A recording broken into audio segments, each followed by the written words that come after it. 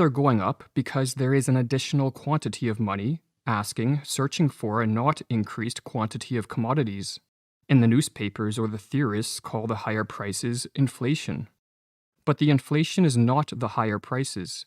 The inflation is the new money pumped into the market. It is this new money that then inflates the prices. Central banks have spent decades flooding the global economy with newly created money. We are told this policy, or what is called a monetary inflation, is needed to stimulate economic growth and to keep unemployment low. But like so many of the justifications that politicians and bureaucrats offer for their actions, this one is a lie. For as we will explore in this video, a rapid expansion of the money supply is economically destructive. It impoverishes the poor and middle class, exacerbates wealth inequality, permits a dangerous growth in state power, and sets an economy up for a crash.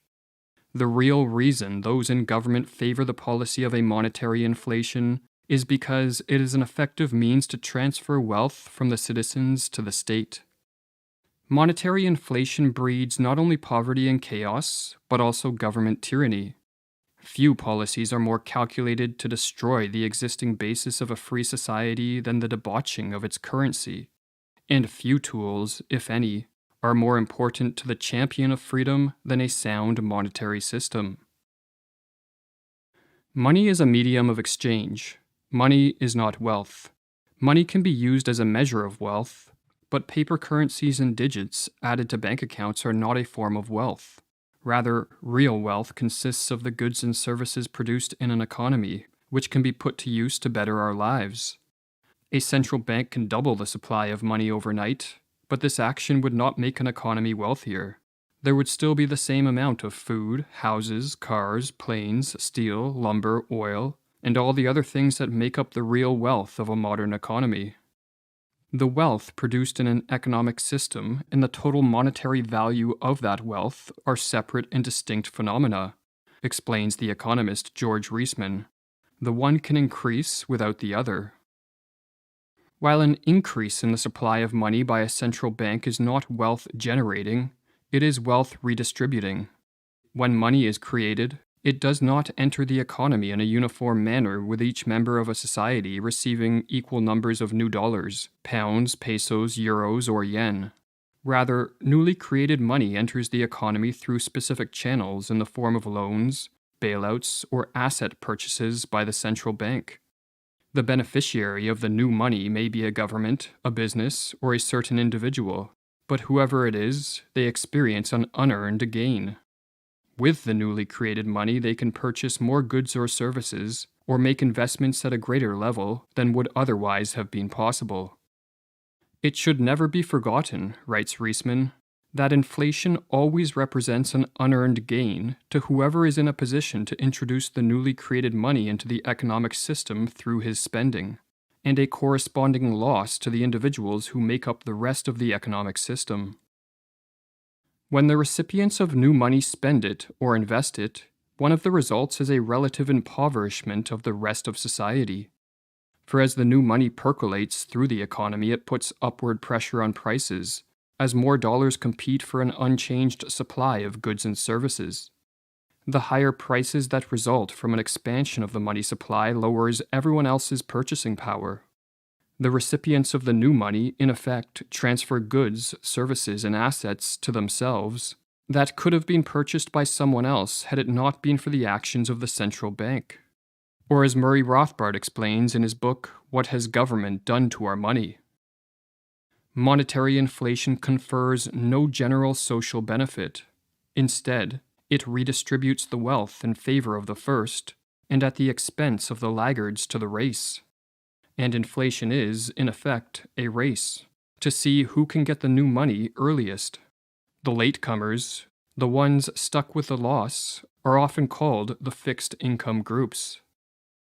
As much of this wealth redistribution favors the government, this central bank policy can be considered a form of covert taxation. Unlike the income tax, sales tax, or property tax, where the taxpayer is aware that his or her money is being taken, the covert tax of a monetary inflation is discreet. Creating new money to fund government spending allows politicians and bureaucrats to divert wealth and resources to whoever they choose. But as the money spreads through the economy, it puts upward pressure on prices and diminishes the purchasing power of all those who are not a direct beneficiary of this government spending. Like any form of taxation, therefore, a monetary inflation is a wealth transfer from the citizenry to the state.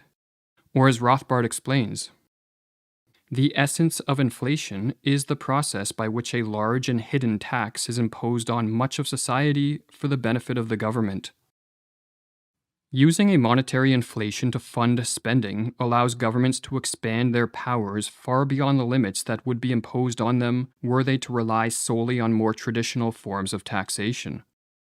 For most citizens would not consent to paying the high levels of taxes needed to fund modern governments, and only do so because a large portion of the tax is covert and masked in a diminished purchasing power. If governments were honest and directly taxed the citizenry, most people would realize they were being fleeced and quickly stop supporting the politicians responsible for impoverishing them. Some people may contend that the ability of governments to finance their spending through the creation of money is a benefit of this central bank policy. For during times of crises, governments claim a heightened need for resources, and printing money to fund these needs allows them to act without having to take the unpopular action of raising tax levels. But as Robert Murphy explains in his book, Understanding Money Mechanics, to claim that monetary inflation is needed to deal with a crisis really just means that the citizens of the countries involved wouldn't have tolerated the huge increases in explicit taxation. Instead, to finance such unprecedented expenditures, their governments had to resort to the hidden tax of inflation, where the transfer of purchasing power from their peoples would be cloaked in rising prices that could be blamed on speculators, trade unions, profiteers, and other villains, rather than the government's profligacy. The insidious nature of a monetary inflation does not end here. It also drives wealth inequality. For second to politicians and bureaucrats, the rich are the greatest beneficiary of money creation. To understand why, we must recognize that one of the key mechanisms by which central banks expand the supply of money is by artificially suppressing interest rates. Low interest rates entice people to borrow newly created money through the banking system, and who are the people most capable of borrowing this cheap credit?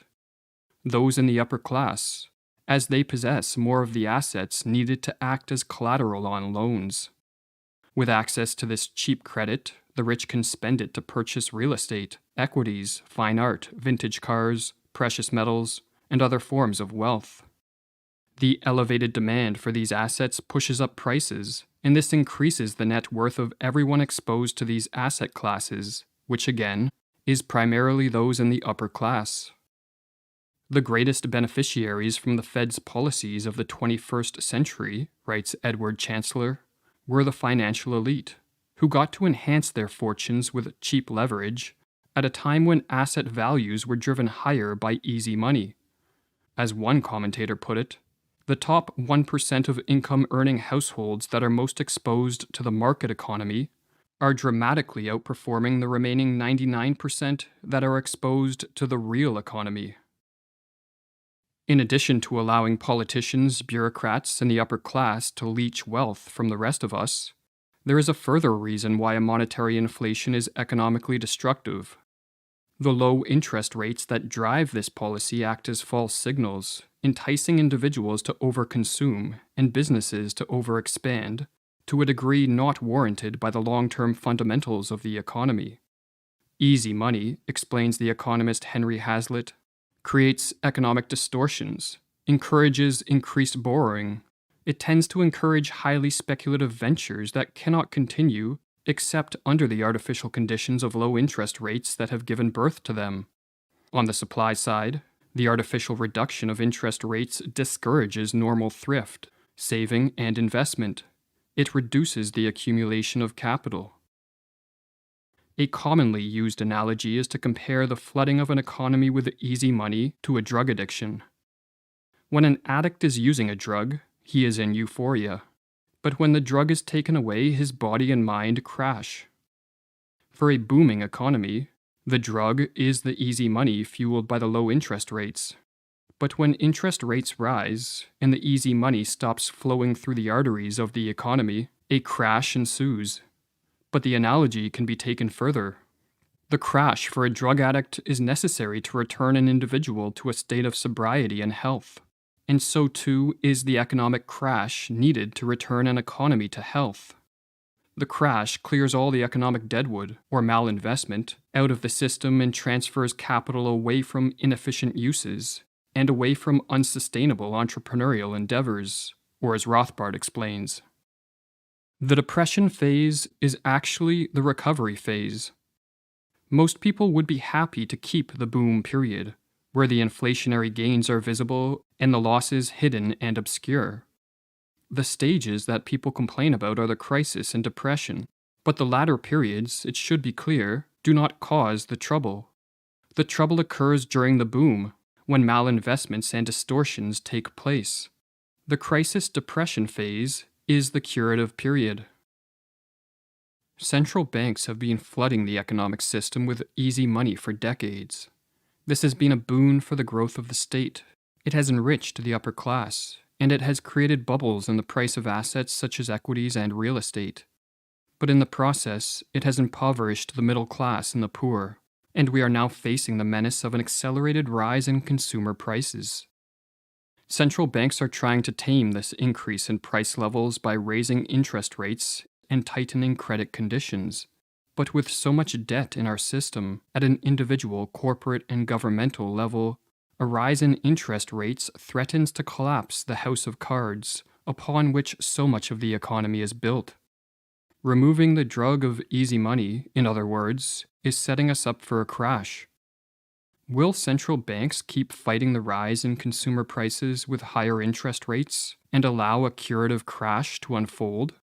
Or will they follow the pattern of the past several decades, and at the first sign of a serious collapse in equity or real estate prices, cut interest rates once again? If they choose the latter, they will be flirting with fire. For as Ludwig von Mises explains, if once public opinion is convinced that the increase in the quantity of money will continue and never come to an end, and that consequently the price of all commodities and services will not cease to rise, everybody becomes eager to buy as much as possible and to restrict his cash holding to a minimum size. Everybody is anxious to swap his money against real goods, no matter whether he needs them or not, no matter how much money he has to pay for them. Within a very short time, the things which were used as money are no longer used as money. They become scrap paper. Nobody wants to give away anything against them.